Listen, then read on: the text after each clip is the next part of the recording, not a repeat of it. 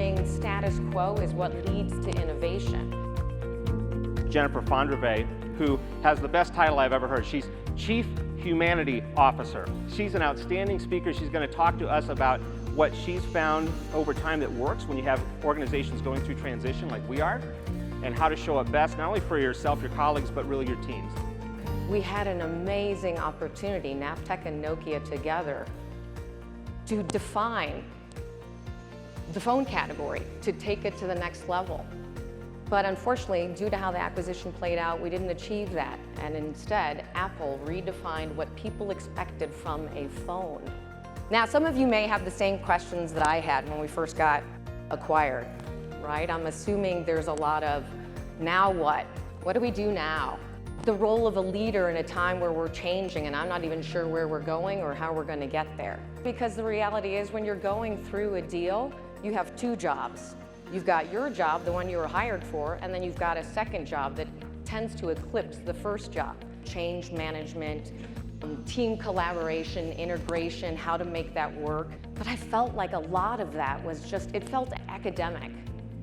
It didn't feel like the people who wrote that really understood what it felt like to be in the eye of the storm, to try and lead people. When you're not 100% clear on the direction, it's really hard to lead in those moments without a guide.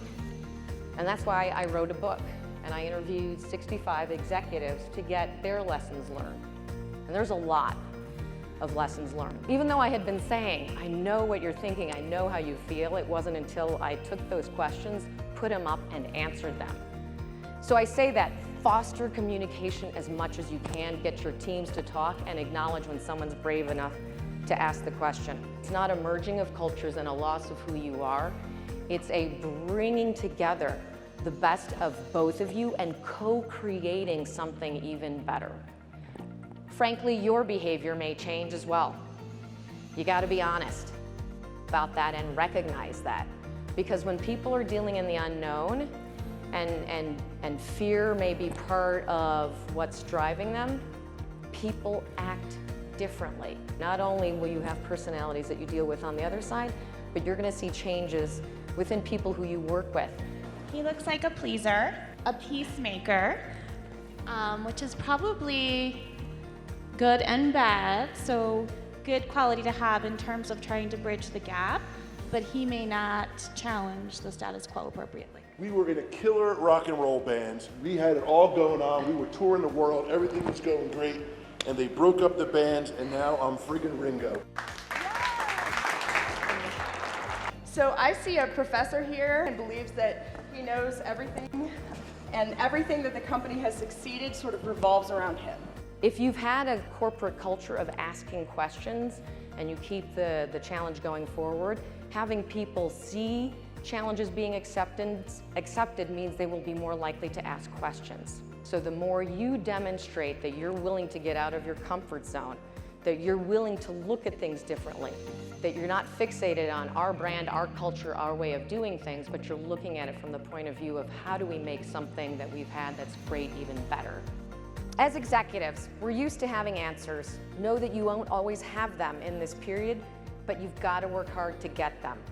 Force the discussion that gets you to the answer.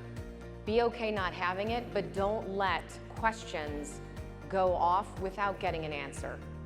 If someone was brave enough to ask it, work hard to get it. Don't make up an answer, but work hard to get it. You're gonna have those moments where you're thinking, God, did we really do the right thing? Because you'll have rough patches, you will have moments of frustration. I go back to my analogy that I shared at the very beginning about marriage, right? If you think about the fact that those strong marriages, they get through the rough patches because you work to get through them.